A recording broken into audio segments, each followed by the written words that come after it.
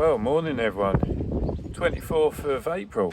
So, a month on since I started these babies, which are the squash, and they're going pretty crazy. So, thought I'd show you and show you how I'm potting them. So, we are basically a month on from when I did the seed sowing. You can see they've gone absolutely crazy, but quite frankly, I've had so much going on with work, I just haven't had time to pot up and sort out everything. So they have gone a bit mad. That said, I suppose they're doing what they would naturally do without anything, and that is just grow and sprawl. So they are already in a reasonable size cell, so that's not been too much of a problem. And then from that size, I'm going to plant them into this 13 centimetre or 1 litre size pot. You notice that they've been used for something else previously, so that's fine, and that works to my advantage in some respects. Potting mix. So I'm using the same mix that I've switched to for the dahlias. And actually for the pumpkins, I used that mix last year for pumpkins, worked really well. So I'm going to do the same for the squash and courgettes this year as well, because last year I had a bit of a problem with them. Well, they didn't enjoy the wet and cool season that we had, and it's not to say we'll have it again, but I'm just thinking I'll try and help them out, just popping the pot down. So multi-purpose compost, perlite, which I always say about, but you know, it's a really good product, volcanic type product, and it's really light, super absorbent, so it absorbs moisture as you put it into it, and it will retain some, and then slowly releases that moisture as the surrounding soil becomes dry. But it also acts as a good drainage material. So with this lot, I'm just going to mix the two together and then we'll get potting. Well, that's the compost mixed up. What I would say is that the perlite can be quite dusty, so if you've got breathing issues, then might pay you to wear a mask, or, you know, easier, just make sure that you're in a ventilated place to do that. And normally I find it's not too bad if you put it in the center and sort of fold in your compost on top of it quite quickly, almost like making dough.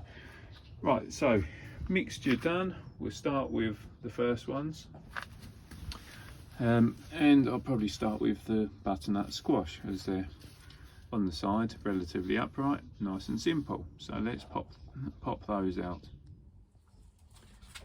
Okay, so pop the plants out, and you see they're starting to do their thing. Some are better than others. Got the pots, so we'll just put a little bit of soil into the base. The reason I only want a very small amount is because I'm going to plant these deeper. So we'll take this first one, and generally with a lot of squash, courgettes and pumpkins, they all want to travel in the direction of where their first true leaf was. So the first true leaf is sort of what I suppose looks like a proper leaf, as opposed to the seedling leaves that are those. So with that in mind, because that's how they want to sprawl, by using a recycle pot that's got a label still on it, it just gives me something to line up with. You can use, obviously, you know, like put a label in, or just a pencil line or something like that on the pot, but I just tend to line it up. So we're planting them a little bit deeper, and the reason for that is because if you plant them deeper, then they will produce some roots along that stem that has been buried, and it gives them a little bit more stability.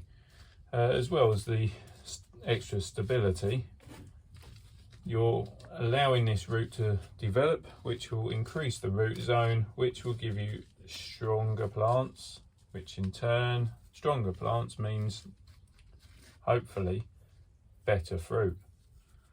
or vegetables, depending how you class it, but it is a fruit.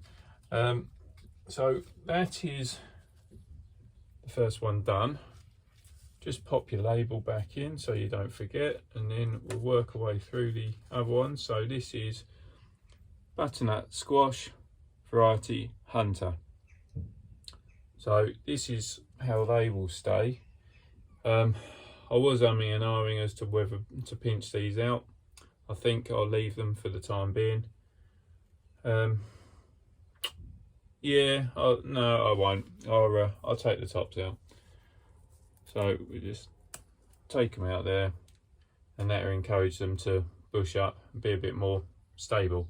So we'll get these done, then give them a water, and essentially that is potting up of squash. So we've gone from seed sowing to potting up, and essentially